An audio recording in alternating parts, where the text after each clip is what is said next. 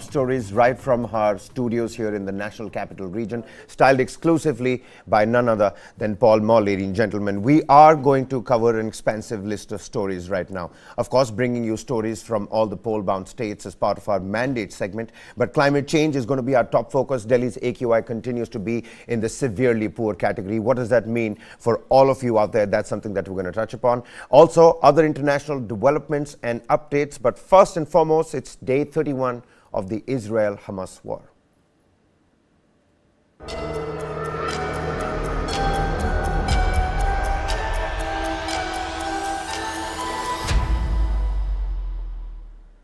It's day 31, ladies and gentlemen, of the Israel-Hamas war, and there appears to be no end to the fighting in sight.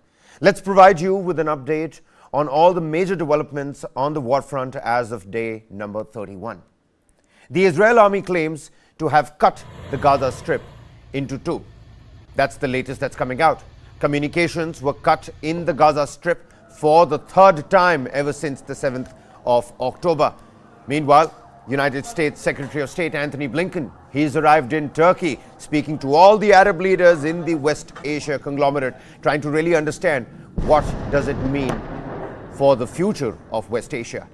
U.S. Central Intelligence Agency Chief has also arrived in Israel. This, even as we're also learning that a new submarine is also making its way, as the Pentagon confirms that it is deployed a new submarine, Ohio-class submarine. Exactly what? That's not been disclosed, but it has been deployed in West Asian waters. Israeli airstrikes hit two refugee camps in Gaza, even as the area near Al-Quds hospital was bombarded. A lot of people yesterday from the Palestinian Authority who had come out in that press conference talk about how children are being slaughtered.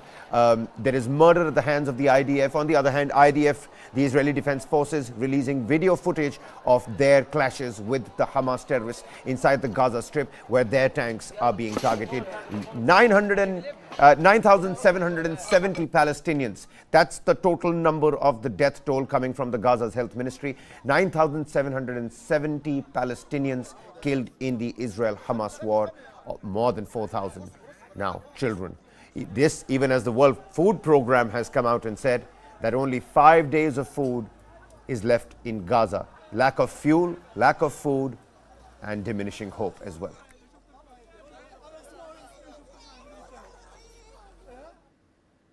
Meanwhile, take a look at these pictures as well. Latest from the nighttime skyline of the Gaza Strip, where explosions and flares continue in Gaza as Israeli forces press their assault.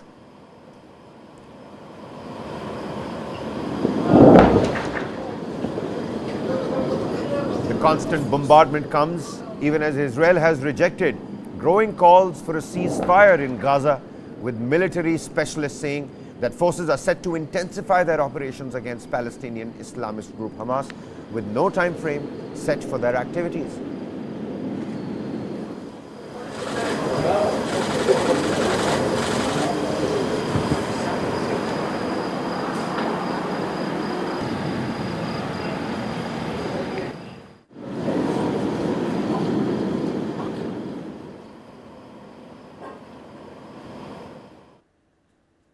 Well, now Israel says that in the combined activities of its ground, air and naval forces across the Gaza Strip, over 2,500 terror targets have been struck.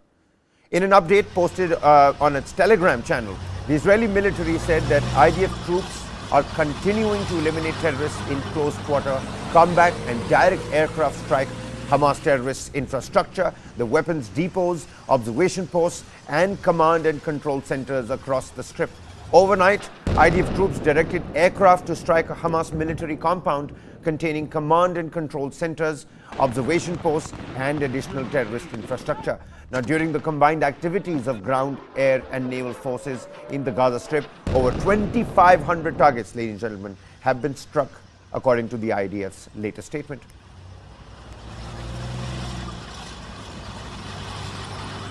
Today marks 30 days of holding of a 9-month-old baby hostage, Kfir Bivas. My young boy just turned a year a couple of days ago. We're going to defeat Hamas. We're going to free our hostages, 240. Some of them are from all over around the world. We're going to free our hostages. It's a top priority. And we are dealing with a murderous organization that did a massacre on the 7th of October. We will not forget the massacre. I hope the world will not forget the massacre of the 7th of October. We came up in the morning, waking up, and babies were killed in their beds. And young women were burnt alive in a music festival. We will not let the world forget that. And we will not let the world forget Kfir Bivas, a baby after 30 days being held in Gaza. It's unimaginable. It's a crime against humanity. It's a war we did not start and did not seek. And now we're fighting. We're fighting to defeat Hamas, to free our hostages, and to free Gaza from Hamas. Meanwhile, Israel's heritage minister, Eliyahu, made a significant claim regarding Israel's strategy in the war against Hamas. In a statement, Eliyahu said that dropping the atomic bomb on Gaza was quote-unquote one of the possibilities. Now, in the same interview, Eliyahu also said that there was no such thing as uninvolved civilians in Gaza and that Israel would not be handing over the humanitarian aid into those he termed as quote-unquote Nazis. Eliyahu belongs to Itamar Ben-Gvir's far-right party and is not part of the security cabinet, which is involved in the wartime decision-making. He also does not hold any sway over the war cabinet, which is directing the war against the Hamas terror group. Now, Prime Minister Benjamin Netanyahu, he, however, denied the claims made by Eliyahu. Taking actions against Eliyahu, Netanyahu has suspended the minister from attending any further meetings of the administration. And rebuking the claims, Netanyahu said that the minister's remark about nuking Gaza was quote-unquote detached from reality. Netanyahu added that the IDF was acting in accordance with the highest standards of international law with an objective to prevent any harm to the uninvolved people.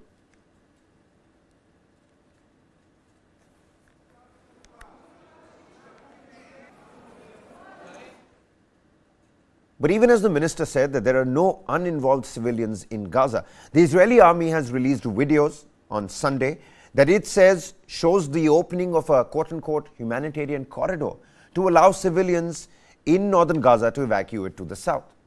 Take a look at this next video. The videos were accompanied by a video message that was delivered in Arabic from an Israeli army colonel asking Gazans to leave the northern part of the Palestinian enclave, which he described as a war zone. But on your screens, what you're looking at are black and white pictures that have been released by the Israeli Defense Forces that shows the Gazans moving through a particular strip, a particular part that has been deemed as a secure corridor, as a humanitarian corridor.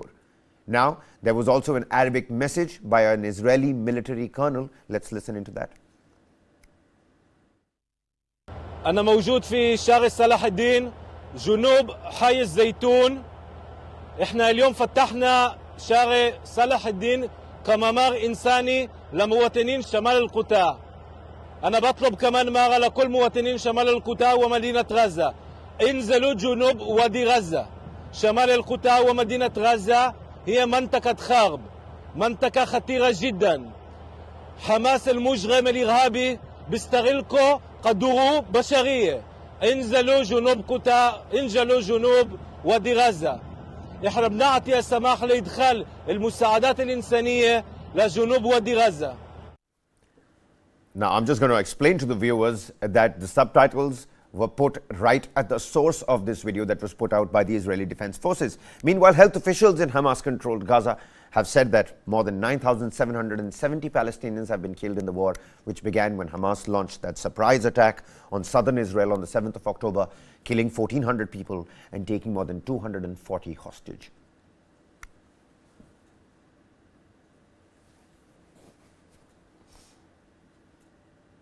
Meanwhile, take a look at this. Turkish police on Sunday fired tear gas to disperse a pro-Palestinian rally that was being staged outside a military base that was housing US forces just hours before the arrival in Ankara of Washington's top diplomat. Now, the protest outside the Incirlik air base in southeastern Turkey was organized by the IHH Humanitarian Relief Fund, which in the year 2010 led to a flotilla to Gaza Strip that ended in a deadly clash with the Israeli Defense Forces.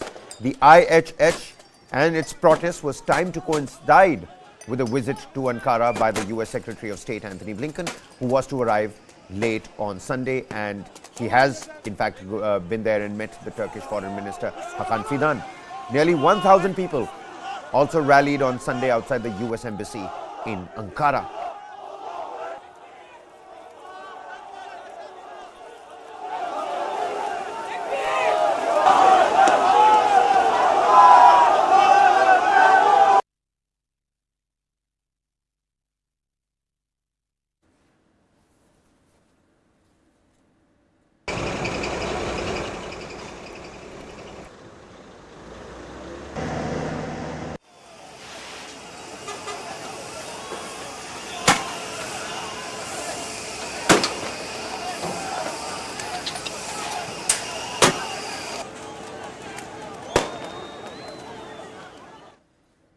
Meanwhile, US Secretary of State Anthony Blinken, he's arrived in Ankara. He's planning to hold talks about the situation in Gaza with his Turkish counterpart, Hakan Fidan. Now, just before Blinken showed up, things got pretty intense in southern Turkey, just like we showed you. The police had to use tear gas and water cannons as hundreds of people at a pro-Palestinian rally tried to storm an air base where the US troops were stationed. Washington wants to prevent a wider regional conflict and has stepped up diplomacy with regional countries whose populations have been angered by Israel's assault on Gaza.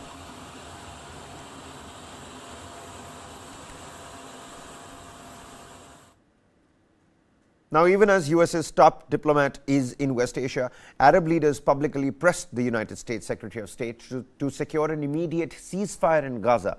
Now, in a rare open display of disagreement, Anthony Blinken pushed back as he stood next to his Jordanian and Egyptian counterparts at a press conference. Take a look at this next report, you'll understand better.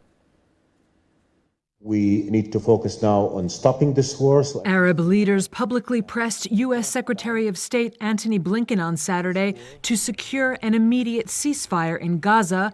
But in a rare open display of disagreement, the top U.S. diplomat pushed back. It's our view that a ceasefire now would simply leave Hamas in place, able to regroup and repeat what it did on October 7th.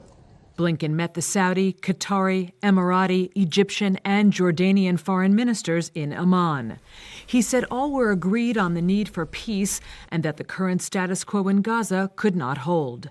Blinken, who met with Israeli President Benjamin Netanyahu a day earlier, said Israel, quote, must take every possible measure to prevent civilian casualties. Protecting civilians will help prevent Hamas from further exploiting the situation. But most important, it's simply the right and moral thing to do. Earlier on Saturday, Palestinian witnesses said Israel hit a UN-run school in Jabalia, Gaza, which was serving as a shelter. The Israeli military said that according to a preliminary inquiry, it had not targeted the location, but that the strike may have been the result of fire aimed at another target. Reuters footage of the aftermath showed broken furniture, patches of blood on the ground, and people crying. One Gazan boy said he had carried dead bodies. I carried a body and another decapitated body with my own hands. Israel's defense minister said its forces had destroyed communication hubs, bunkers, and tunnel networks over the past 2 days, and that 12 Hamas commanders had been killed since the start of the war.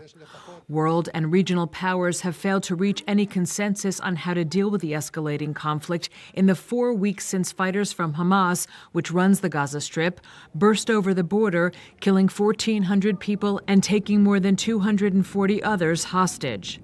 Israel has since struck Gaza from the air, imposed a siege, and launched a ground assault, stirring global alarm at humanitarian conditions in the enclave, Gaza health officials said on Saturday, killing more than 9,488 Palestinians. Meanwhile, Israel's defense minister, Yoav Gallant, he has come out and said that Israel has delivered a quote-unquote hard and heavy blow to Hamas brigades and destroyed critical military infrastructure belonging to Hamas terror group. Addressing a press conference, Gallant said that the IDF had killed 12 Hamas commanders till now and would continue chasing other terrorists down as well. Hamas brigades are getting hard blows, and we dismantle infrastructure after infrastructure. We can see here the areas in Gaza. In each square, there are infrastructure. These are falling apart as a result of the determined action of the fighters of the army. I can tell you that 12 Hamas commanders were killed. We will get to everyone, from the chain of the command to the terrorist in the field. Meanwhile, US President Joe Biden, he's come out and said on the 4th of November that progress had been made on securing a so-called humanitarian pause in the fighting between Israel and Hamas. President Joe Biden said yes when asked by reporters whether any progress has been made on the prospect of a humanitarian pause in the conflict in Gaza. Mr. President, any progress on a humanitarian pause? Yes. Said you support genocide. What do you think?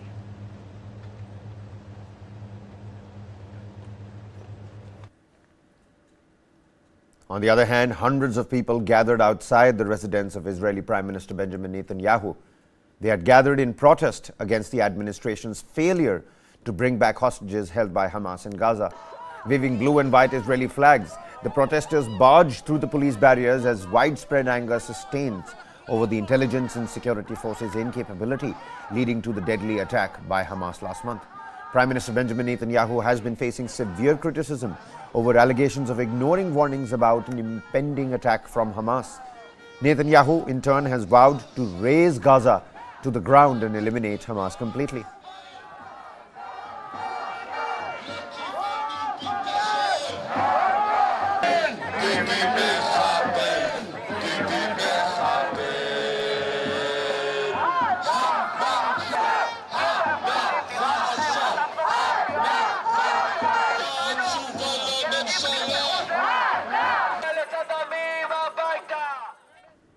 Meanwhile, Israeli Prime Minister Benjamin Netanyahu has rejected calls for a ceasefire in Gaza until all the more than 240 hostages that have been captured by Hamas during its October 7th attacks are returned.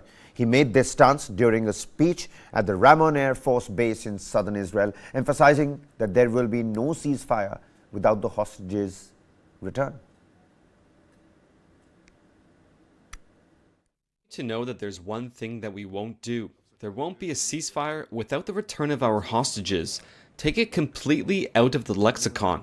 We say it to our enemies and to our friends, and we'll simply carry on until we win.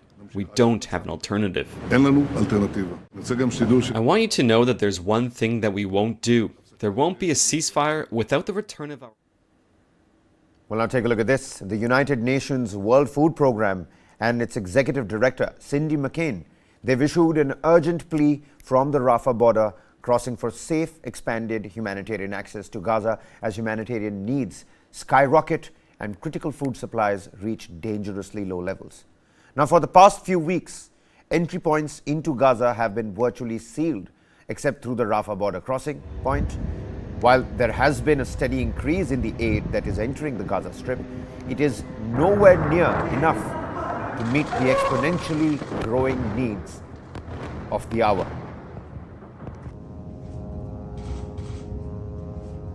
People are living in a horrific nightmare. Food and water are running out. A steady flow of aid is needed to meet the desperate needs now. Humanitarians must be able to deliver it safely, and civilians must be able to reach it safely. Without this, lives will be lost and conflict will spread.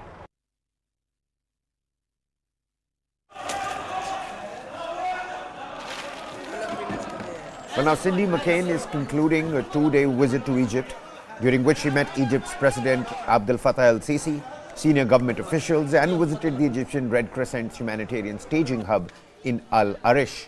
She also inspected the rapid expansion of logistical operations and monitoring systems at the Rafah border crossing, which are crucial for providing vital assistance to the people within Gaza. People within Gaza, right now helpless and also frustrated with just having to eat bread and water.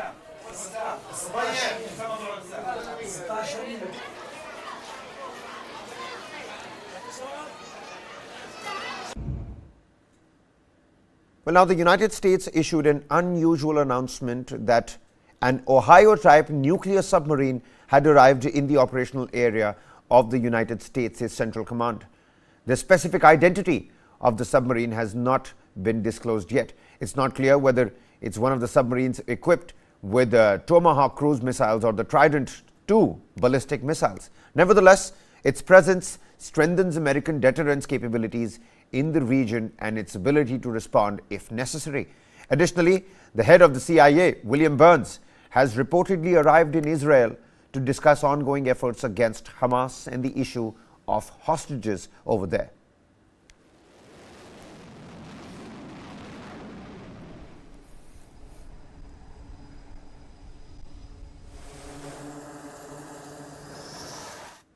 And we'll continue to bring you developments from day 31 of the Israel-Hamas war, but shifting our focus over here, bringing you climate change and global climate change stories, first and foremost coming from the national capital.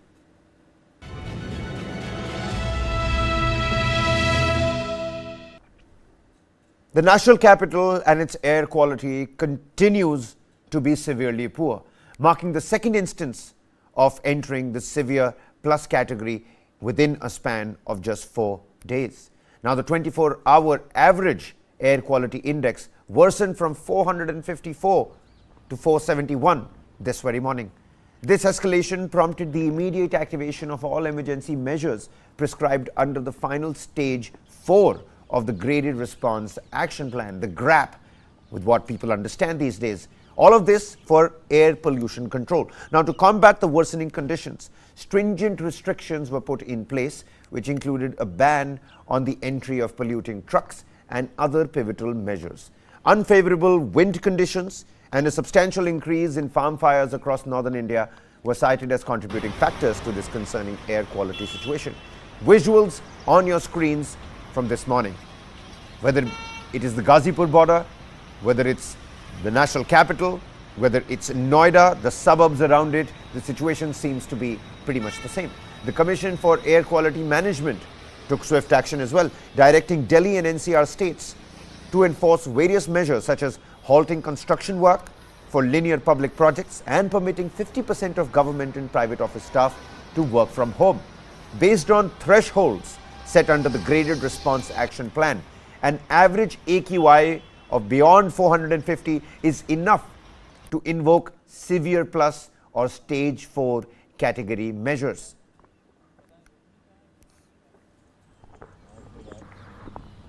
But at the same time, if you're wondering, is it only your respiratory system that's going to get affected? Well, no, because AIIMS doctors has listed out high AQI risks. There's severe air quality that continues to persist in the national capital region. Experts highlight air pollution's harmful impact. Now, there's a list that they put out. Poor AQI can induce anxiety across all age groups. So not just respiratory or lung-related diseases, anxiety as well. Experts note bad AQI and cancer link correlation with heart disease as well. At the same time, it is recommended that the AQI for a healthy person needs to be below 50. It's been crossing 600, even 700 according to various Met departments and agencies across the national capital region. The current AQI exceeds well above 400, posing danger for all the people that are having to undergo prolonged exposure in this bad air quality. Particularly risky for lung-related diseases. That's always there, but now you've got anxiety across all ages. There is heart and cardiac ailments that can possibly come out of this, and there is links to cancer and brain disease as well. Well, now let's give you an account of the most polluted cities from across the world. Let's just not talk about India. Let's talk about the entire world. Now, Aksu in China is the most polluted city in the world with a staggering air quality index of 1,234. New Delhi comes in third on the list with an AQI of 557. Following Delhi, there are a total of 10 other Indian cities which make it to the list. Now, this includes cities adjoining Delhi like Noida, Faridabad and Ghaziabad as well. Take a look at that graphic on your screen. And here's an AQI comparison of all the metropolitan cities of India. While the capital reeled under severe AQI at 385, Kolkata and Mumbai were slightly better at 168 and 155 respectively. Now the air quality in southern cities, however, remained good, with Chennai standing at 57, Bengaluru and its AQI standing at 37. Take a look at that. And that's as of the 5th of November. Today's comparison are going to be put out later, but just to give you an idea of where we stand essentially, 5th or the 4th consecutive day, talk about severely poor air quality for all of us out there.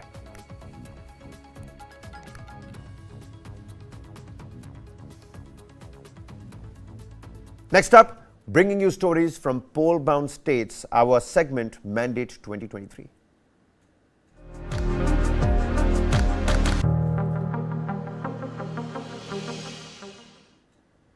Now, Chhattisgarh Chief Minister, a state that is poll-bound, and the Chief Minister, Bhupesh Baghel, on Sunday released the party's manifesto named Bharose Ka Ghoshna Patra 2023 till 2028.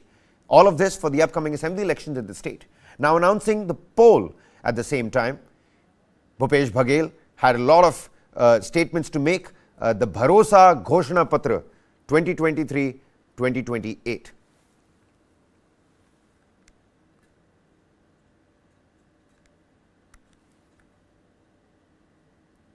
Bhupesh Baghel said that if the party is elected to power, they will conduct a caste census in the state. He also assured of providing a 500 rupees subsidy on gas cylinders. Now, according to the current Chief Minister, all the schemes that are currently operational are going to continue as well if Congress retains power in the state. Elections to the 90-member Chhattisgarh Assembly is going to be held in 2 phases on the 7th of November and the 17th of November, while the results are going to be announced on the 3rd of December.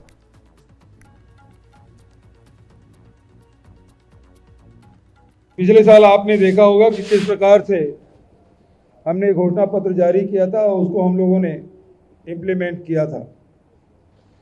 चाहे वो किसान के कर्जा माफ़ी की बात हो, चाहे 25 रुपया क्विंटल में धान खरीदने की बात हो, और चाहे वो 35 किलो चावल राशन हर परिवार को देने की बात हो, चाहे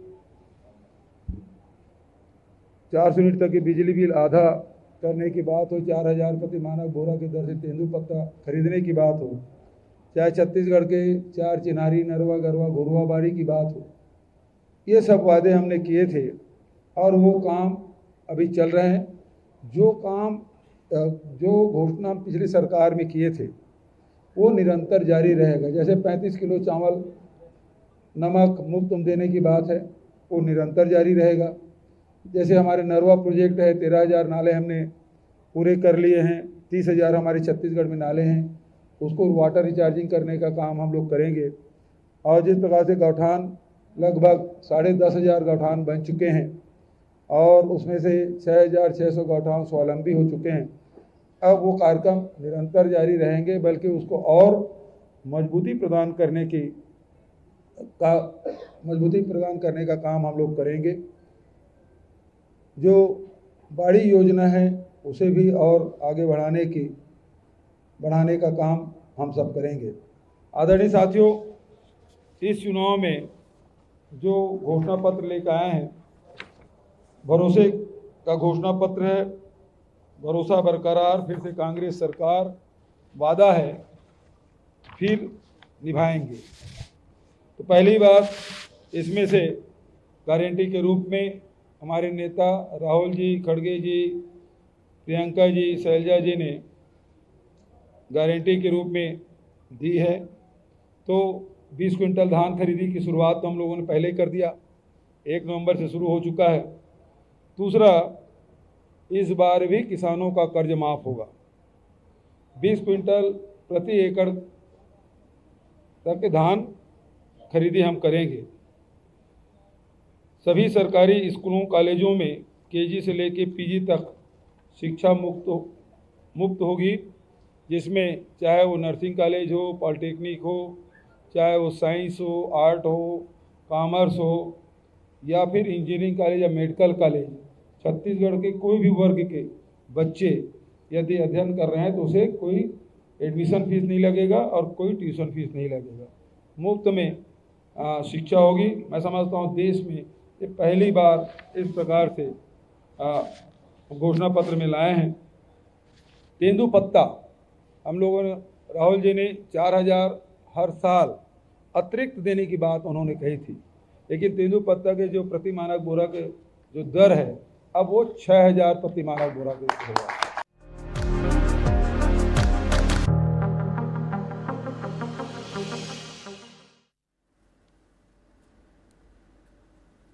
Well, next up, taking a look at some other international and global developments.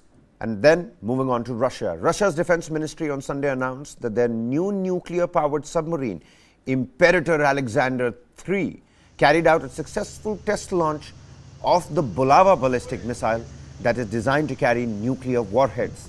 The defense ministry also shared in a statement that firing a ballistic missile is the final element of the state tests, after which a decision will be made to accept the cruiser into the Navy. Now, President Vladimir Putin has been pushing for Russia to maintain its nuclear deterrent to counter what he calls growing security threats, as ties between Moscow and the West have hit new lows over the war Russia launched in Ukraine back in the year 2022.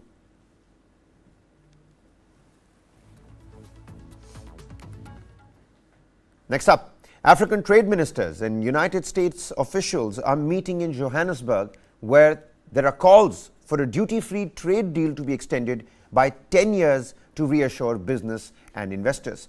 Can a US-Africa trade renewal be quickly soon up? Our next report tells you more. At a garment factory in Kenya's capital, Nairobi, the future of a US-Africa trade deal is on Nora Nasimiyu's mind. She's worked here stitching Levi's jeans, largely for US customers, for 13 years. It's how she's put 6 children through school and university. But she fears an uncertain future if the African Growth and Opportunity Act, or AGOA, is not renewed. So we are praying that they extend. If they extend, it is going to be a very big advantage to us Kenyans at large. AGOA provides qualifying African countries with duty-free access to the world's biggest consumer market. Nasimiyu's employer, Pankaj Bedi, chairman of United Aryan EPZ, said 99% of their garments go to the US. Once AGOA is gone, all the buyers are gone, all the productions are gone. So similarly, if AGOA is not there, it would be not sustainable for us to survive here. So AGOA is supreme. All 4 pillars of the business are based on AGOA only. The program is due to expire in September 2025. But concern over its future is why African countries have been pushing for an early 10-year extension without changes. That's needed, they say, to reassure businesses and investors. Here's South African President Cyril Ramaphosa speaking at the summit on Friday. United States and us, we are here for the long haul. So let us make AGOA a long-haul opportunity for all of us. AGOA, which saw over $10 billion of African exports enter the US market duty-free last year, does enjoy long-standing bipartisan support from US lawmakers. They see it as critical in countering Chinese influence on the continent. However, there are divisions over the need for updates. A recent push in the Senate is aiming to pass a quick renewal deal. President Joe Biden has said he fully supports reauthorization. But his Secretary of State Antony Blinken said on Friday that Biden also wants to make it even better. African governments and US industry associations, however, worry that attempts to radically alter AGOA risk bogging it down in a Congress that is already struggling to pass even the most critical legislation. Well, next up, shipping and logistics giant Maersk is planning to cut 10,000 jobs as shipping demand is facing a dip across the globe.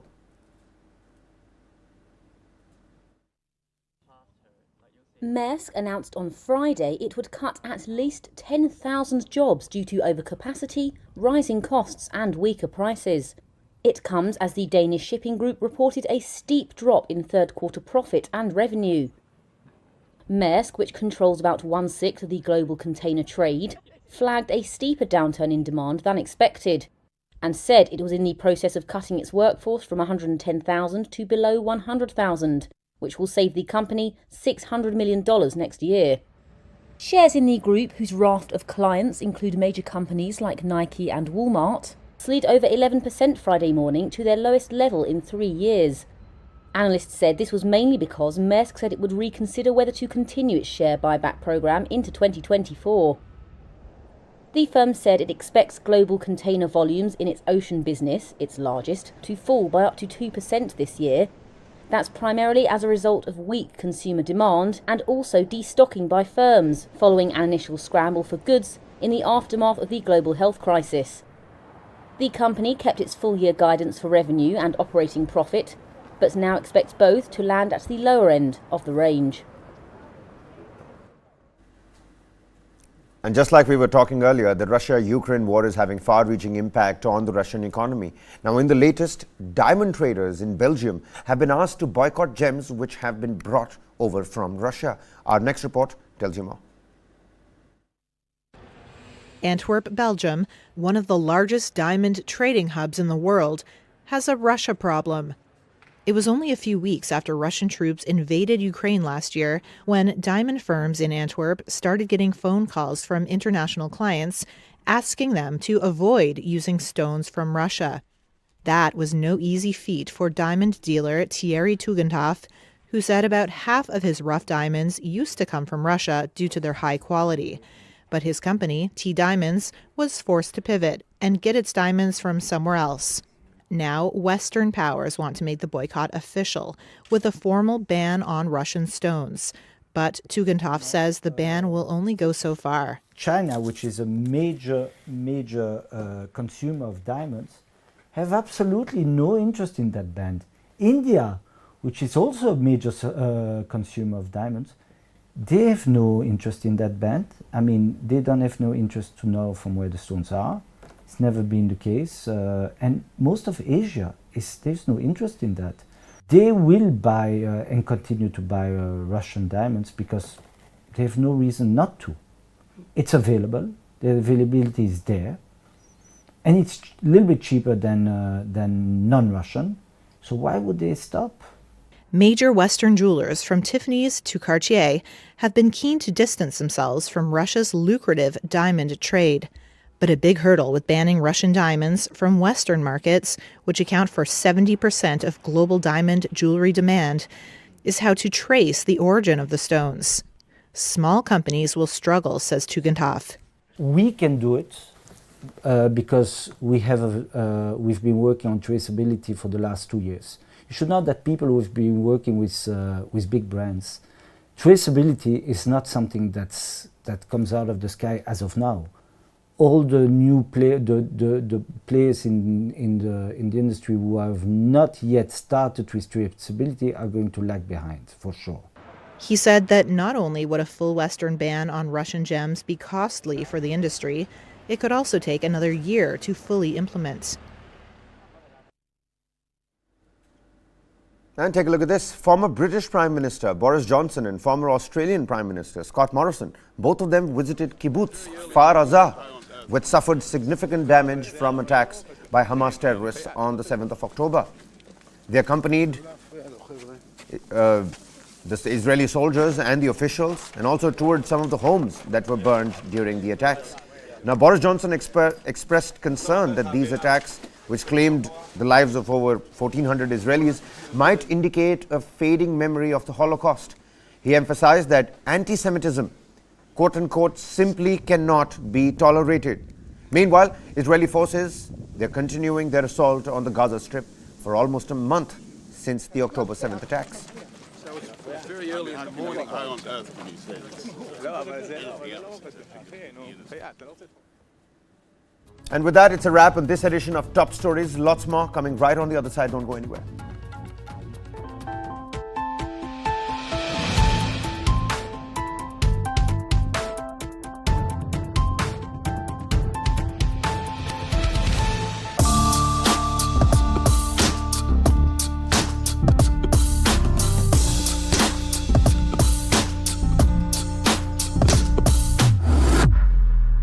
Engineering कर रहे हैं, जो कि सभी लोग कर रहे हैं।